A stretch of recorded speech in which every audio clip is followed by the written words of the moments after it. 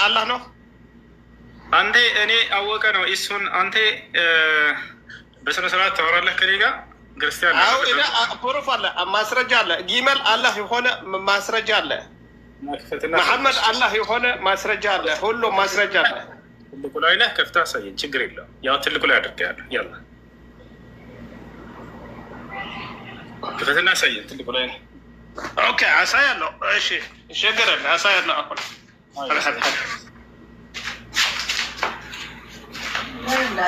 አሳያለሁ ወንድም ጊመል አላህ የሆነ ቁርአን አሳያለሁ።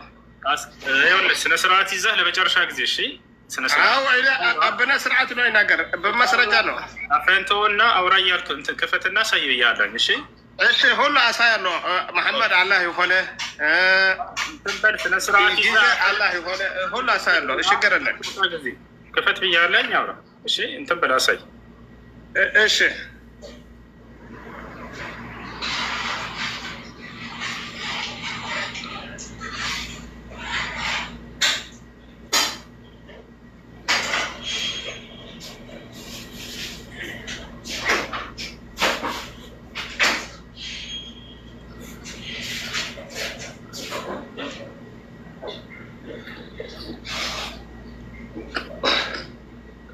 كيف يوضح؟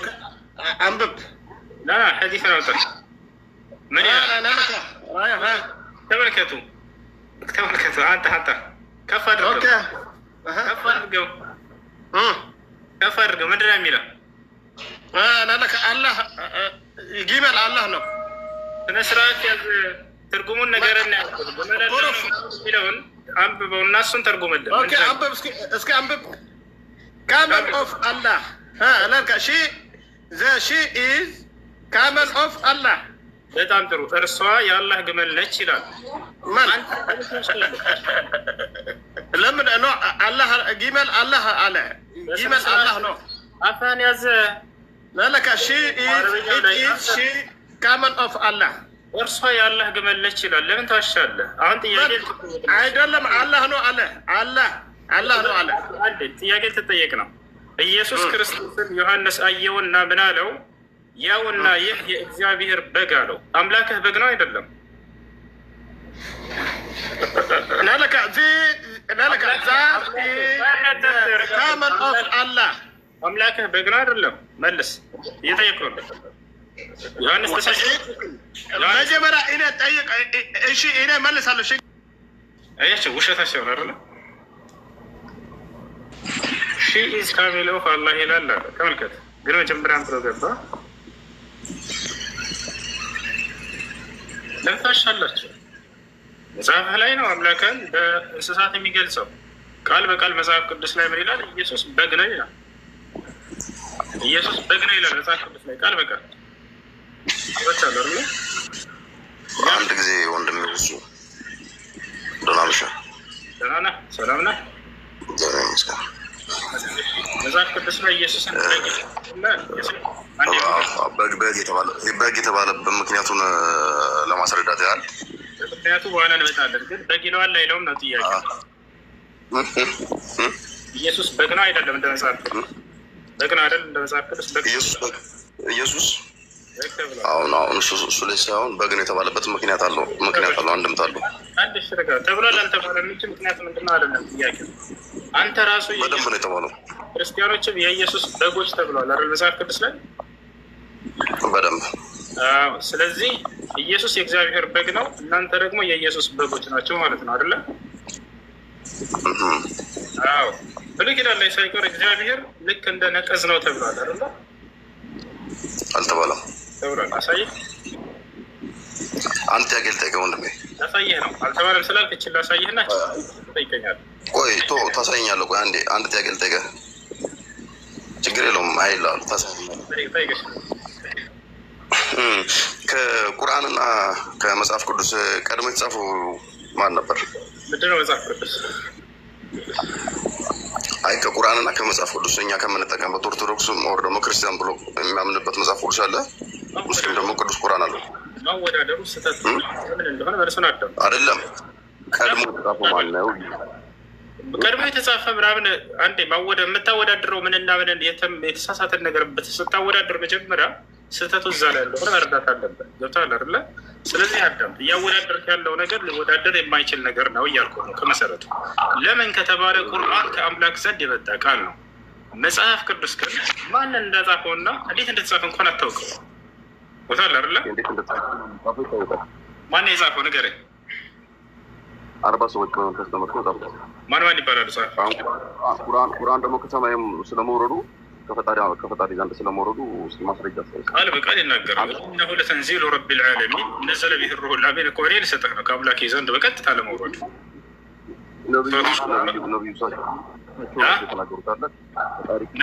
እሳቸው አይደለም የተናገሩት፣ ማድረስ ብቻ ነው የእሳቸው ንግግር። وإنه لتنزيل رب العالمين نزل به الروح الأمين على قلبك لتكون من المنذرين. القرآن كعلامات الكتاب تورد إلى نزل به الروح الأمين كما ينفس ملاك جبريل يزوت ورد إلى على قلبك لتكون من المنذرين. بنبه لا وردوا كأسفرار وتوينم كنبيات وجندت وزند لا قال بقال كأملاك عشان زند بتاعي نقرأ بل الله تعالى من الهلال يوسف يسمون قدام تتفارق ቁርአን ከአምላካቸው ዘንድ እንደመጣ ማስረጃ ምንድን ነው አልክ? እየነገርኩህ ነው። አንተ ደግሞ ከሌላ አልጠይቀህም። ልክ እንዳንተ እንደኔ እንደመለስኩት ከመጽሐፍ ቅዱስ ከራሱ ሉቃስ ከየት አምጥቶ እንደጻፈው ንገረን። ይህን መጽሐፍ ሉቃስ በወቅቱ ነበረ ራሱ የጻፈው። ሉቃስ የክርስቶስ ተማሪ ነበር፣ ደቀ መዝሙር ነበር። ኢየሱስ ክርስቶስ ከመረጣቸው ከ12 ደቀ መዛሙርቶች ነበረ ሉቃስ ነበረ። አንድ ሉቃስ እንደነበር ማስረጃ ያሳየና ትልቁ ላይ ነክፈት ሉቃስ ከ12 ደቀ መዛሙርቶች እንደሆነ ማስረጃ ያሳየ። ወንጌላዊ ነው። ሉቃስ ከ12 ደቀ መዛሙርት እንደነበር ማስረጃ ያሳየ። ወንጌላዊ ነው እያልኩ ነው እኮ ደቀ መዝሙር ሳይሆን ወንጌላዊ። ወንጌላዊ ነው። ከ12 ደቀ መዛሙርት አልተመረጠም። 4 ወንጌላውያን አሉ። እባክህን እኮ ከአራት ወንጌላውያን እናውቃቸዋለን። እሺ ከእነዚህ መካከል አንዱን እየጠየቅኩህ ነው እኔ። ማርቆስ፣ ሉቃስ፣ ማርቆስ፣ ዮሐንስ እነዚህ ናቸው አይደለ ወንጌልን የጻፉልህ? ያው እነዚህን ኢየሱስ ክርስቶስ መርጧቸዋል። በደንብ ነው የመረጣቸው። በጣም ጥሩ። ማርቆስን እና ሉቃስን ኢየሱስ እንደመረጣቸው ማስረጃ ያሳየኝ አሁን ከመጽሐፍ ቅዱስ። ይቅርታ አሁን በእጄ ላይ መጽሐፍ ቅዱስ የለም፣ እንዲሁ በሀሳብ ደረጃ ነው ላውራ የነበረው እና በቃ እኔ ያለሁኝ እኔ አወጣልሃለሁ፣ ችግር የለውም። ማስረጃውን ታውቀዋለህ። የት እንደሚገኙ ራሱ የመረጣቸው 12 ጻፈን ራሱ ማን እንደጻፈው ጭራሽ ክርስቶስ ያልመረጣቸው አካሎች የሆኑ ግለሰቦች ተነስተው የጻፉትን መጽሐፍ እዚህ ከቁርአን ጋር ለማወዳደር የማይሆን ስህተት ነው እያልኩ ስለዚህ ጥያቄ መልስልኝ። ቆይ ጥያቄ መልስልኝ እንደሆነ ታዲያ አንተ አሁን ከመጽሐፍ ቅዱስ ቁርአን ይቀድማል እያልከኝ ነው አይደል? ቁርአን ይቀድማል። ቁርአን ቀድሞ ነው የተጻፈው ከመጽሐፍ ቅዱስ? ቁርአን ይቀድማል። ከማን ዘንድ መጣ የሚለውን ነው። ቁርአን ከማን ዘንድ ነው የመጣው? ከአምላክ ዘንድ። ጊዜና አንድ ቅዱስ ቁርአን ለምንድን ነው የምትሉት ታዲያ? ቅዱስ ቁርአን ለምንድን ነው? ቅዱስ ከሆነ ከአምላካችን ዘንድ ስለመጣና ከስህተት የጸዳ ስለሆነ። ቅዱስ ማለት ምን ማለት ነው? ንጹህ ማለት ነው። ቅዱስ ማለት ጉድለት የሌለበት ንጹህ ማለት ነው። የጠራ ማለት። ቅዱስ ማለት ምን ማለት ነው? ቅዱስ ማለት አታዳምጠው እንዴ? ቅዱስ ማለት የሆነ ንጹህ የጸዳ ማለት ነው። የጠራ አምላካችን አላህ ስሞቹ መካከል ቅዱስ ማለት ቅዳሴ ከሚባለው ቃል ማለት ነው። ቅዱስ ማለት ይኸውልህ ላስረዳ። ቅዳሴ በእናንተ አሁን በእስልምና ቅዳሴ የሚባል ነገር የለም። መጽሐፍ ቅዱስ የሚባለው ከዛ የተወሰደ ቃል ነው። አይደለም። ስለ ቅዳሴ ታውቃለህ? ስለ መቀደስ ታውቃለህ? ስለ መቀደስ ታውቃለህ? መቀደስ ቅዳሴ ማለትም አለው። አሁን ከዛ ተወስዶ ነው መጽሐፍ ቅዱስ የሚባለው ከቅዳሴ የተያያዘ ነው። እኛ መጽሐፍ ቅዱስ የምንለው መጽሐፍ ቅዱስ ማለት ቅዱስ ማለት የተቀደሰ ማለት ነው። እስኪ በቁርአንኛ አስረዳኝ። ቅዳሴ ማለት ማለት ነው። ቅዱስ ማለት ማለት ነው። ልመልስ። ታዳምጠኛለህ? ረጋ በል እሺ። ላዳምጥህ እኮ ነው። ላይ መጽሐፍ ቅዱስ የሚል ቃል የለም። እሺ ቁርአን ላይ ቅዱስ የሚል ቃል አለ ወይ? አዎ አለ እያልኩ ነው። እሺ አምላካችን አላህ ስብሐነ ወተዓላ ተረጋጋ፣ ቀስ በለ። አምላካችን አላህ ሱብሓነሁ ወተዓላ ከስሞቹ መካከል አንደኛው ስሙ ምንድን ነው? አልቁዱስ የሚል ነው። ቅዱስ ቅዱስ ቅዱስ የእሱ ስም ነው። እሺ በቁርአንም በሐዲስም ላይ ላሳይህ። አሁን ማየት ትፈልጋለህ? ከነ ትርጉሙ ዮሴፍ ለውጣና ላሳይህ። ላሳይህ። እሺ ቅዱስ ማለት አንዱ አምላካችን አላህ ሱብሓነሁ ወተዓላ ስም ነው። በቁርአን ላይ ስሙን ጠቅሶታል። ከሐዲስም ከቁርአንም አንዳንድ ማስረጃዎችን ላሳይህ። ቅዱስ የሚለው የአምላካችን አላህ ሱብሓነሁ ወተዓላ ስሙ ነው። እሺ ላሳይህ፣ ተከታተል።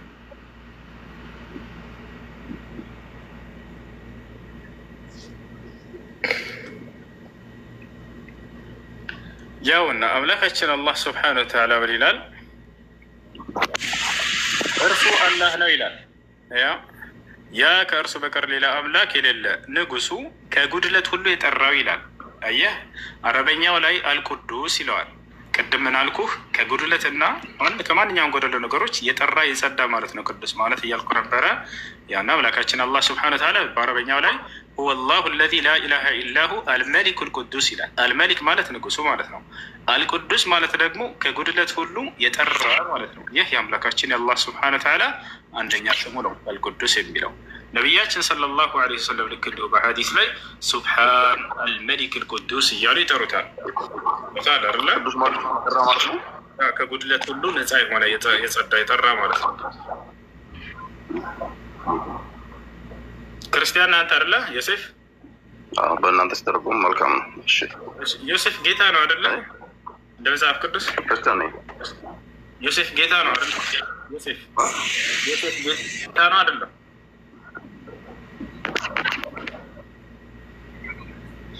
ዮሴፍ ስምህን ልጠይቅህ ብዬ ነው። ዮሴፍ ጌታ ነው አይደለም? እንደ መጽሐፍ ቅዱስ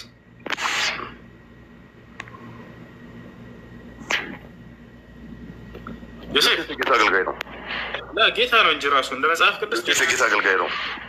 ጌታ ሳይሆን የጌታ አገልጋይ ነው። ዮሴፍ ጌታ ነው ራሱ እንደ መጽሐፍ ቅዱስ ታመልከዋለህ። ዮሴፍ የጌታ አገልጋይ ነው። ዮሴፍ እንጂ ጌታ ነው።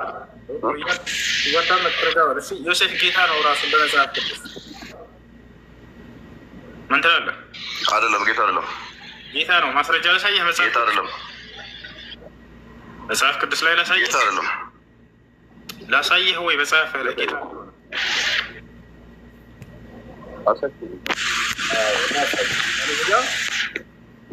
ዮሴፍ ጌታ ነው ላሳየህ ነው። ሙሴ ደግሞ አምላክ ነው። እሺ አምላክ ሆኖ ተሾሟል በእስራኤል ላይ። አምላክ ማለት አሁን ተመልከት፣ እዚህ ጋር ዮሴፍ ጌታ እንደሆነ ተመልከት። አሁን እዚህ ጋር አሁንም ፈጥናችሁ ወደ አባቴ ውጡ አለ ዮሴፍ። እንዲህም በሉት ልጅህ ዮሴፍ የሚለው ነገር ይህ ነው፣ እግዚአብሔር በግብፅ ምድር ላይ ሁሉ ጌታ አደረገኝ፣ ወደ እኔና አትዘገይ። እግዚአብሔር ጌታ አድርጎታል ዮሴፍን። ስለዚህ ዮሴፍ ጌታ ማለትም አለው። አዎ ጌታ ማለትም አለው። ጌታ ማለት እሺ፣ ትርጉም ንገረን እናንተ። እኔ ከመናገር በፊት እየጠየቁ እኮ ነው። ጌታ ማለትም አለው ትርጉሙ። ንጉስ፣ ሹም ማለት ነው፣ የተሾመ። ለሁለት ይከፈላል ጌትነት። አንደኛ መለኮታዊ ጌትነት አለ፣ ሁለተኛ ደግሞ የስልጣን ወይም የሹመት ጌትነት አለ። እሱ በመደረግ የሚገኝ ጌትነት ነው። አምላክ ለነቢያት የሚሰጣቸው ሹመትና ስልጣን ነው። ማማለ በዚህ ትርጓሜ ታዲያ አንተ ጌታ ነው ያልከው ዮሴፍን ቤት የትኛው ጌትነት ነው? ስለዚህ ዮሴፍ ጌታ ተደረገ ስለተባለ እሱ የሹመት ጌትነት እንጂ የአምላክነት ጌትነት አይደለም አይደለ? ጎበዝ። ስለዚህ አሁንም ስለዚህ ኢየሱስ ክርስቶስን መጽሐፍ ቅዱስ ላይ እግዚአብሔር ጌታ አደረገው ነው የተባለው። ልክ እንደ ዮሴፍ የኢየሱስ ጌትነት ልክ እንደ ዮሴፍ የስልጣን ጌትነት ነው፣ የሹመት ጌትነት ነው ማለት ነው። ቃል ስጋ ሆነ የሚለውን አንብበዋል። ወደ እሱ እንመጣለን፣ ችግር የለውም። አሁን ኢየሱስ ክርስቶስ ግን ጌታ ነው ስትሉ ብዙ ጊዜ ስንሰማ ልክ እንደ ዮሴፍ ዮሴፍንም እግዚአብሔር ጌታ አደረገው ተባለ። ልክ እንዲሁ ኢየሱስንም እግዚአብሔር ጌታ አደረገው ነው የሚለው። ታውቃለህ፣ በመደረግ ያገኘው ጌትነት ነው። ስለዚህ የኢየሱስ ክርስቶስ ጌትነት የስልጣን የሹመት ጌትነት እንጂ የአምላክነት ጌትነት አይደለም ማለት ነው። ቅድም ምን አልከኝ? ዮሴፍ በመደረግ ያገኘው። እስኪ አንድ ጥያቄ ልጠይቅህ። እስኪ ያለ አባት ለምን ተወለደ? እሺ ያለ አባት ለምን ክርስቶስ ያለ አባት ለምን ተወለደ? እሺ ያለ አባት ለምን? ከቁርአን ማስረጃ ስጠኝ። ከቁርአን ማስረጃ ያለ አባት ለምን ተወለደ? በእናት ብቻ ተአምር ይሆን ዘንድ ነው። ተአምር ይሆን ዘንድ ነው። እሺ ተአምር ይሆን ዘንድ አይደለም። ምን ተአምር ሊሆን እኮ ተአምር ሌላ እኮ የለም። አሁን ለምሳሌ ያ ተአምር ሊሆን ዘንድ አይደለም። ተአምር ሊሆን ዘንድ ነው። ተአምር ሊሆን ዘንድ ነው። ተአምር ማለት ምን ማለት እንደሆነ ታውቃለህ ዮሴፍ? ዮሴፍ በቋል ላይ በጭቃ ወቅት ሲያበር ተከፈረ ይታወቃል አይደል? በርን ጠይቅና መልስልሃል። እያንዳንዱን እያጠራሁልህ እንዲሄድ ጠይቅና አዳምሽ። ተአምር እንደሆነ መልአኩ ገብርኤል ነው በቁርአን ላይ ለማርያም የነገራት ራሱ ማለት ነው። ወሊነጅዐለሁ አየተን ይላል። ላክሽ አላህ ተአምር ላደርገው ዘንድ ነው ብሎሻል ይላታል። ስለዚህ ክርስቶስ ኢየሱስ አፈጣጠሩ ተአምር ነው። ተአምር ብሎ ማለት ከተፈጥሯዊ ሕግ የወጣ ነገር ማለት ነው። እሺ ከተለምዶ ከተፈጥሯዊ ሕግ የወጣ ነገር ያ ማለት እኛ የሚታወቀው በሕጉ ምድር ላይ ስንኖር የተገናኘ አይወለድም ልጅ አይደለ? ነገር ግን አምላክ አላህ ሱብሓነሁ ወተዓላ ከዚህ ወጣ ያለ ነገር ካደረገ ከሰው ሕግና ስርዓት የወጣ ነገር ካደረገ ያ ተአምር ይባላል። ስለዚህ ክርስቶስ ስለባለ ያለ ወንድና ያለ ሴት ግንኙነት ከሴት ብቻ ያለ አባት በመፈጠሩ ተአምር ተደረገ ማለት ነው። ስለዚህ አምላክ ለምን ሌላ ተአምር በክርስቶስ ብቻ ለምን ተአምር ሆነ? ሌላም ማድረግ በኢየሱስ ብቻ ለምን ተአምር ሆነ? ይህን ተአምር በሌላም ሰው ላይ በአንተ ላይ ከፈለገ ማድረግ ይችል ነበር፣ ግን በአንድ አካል ላይ ለማድረግ ላይ ያደረገው ካላስ ምንም አዲስ ነገር አለ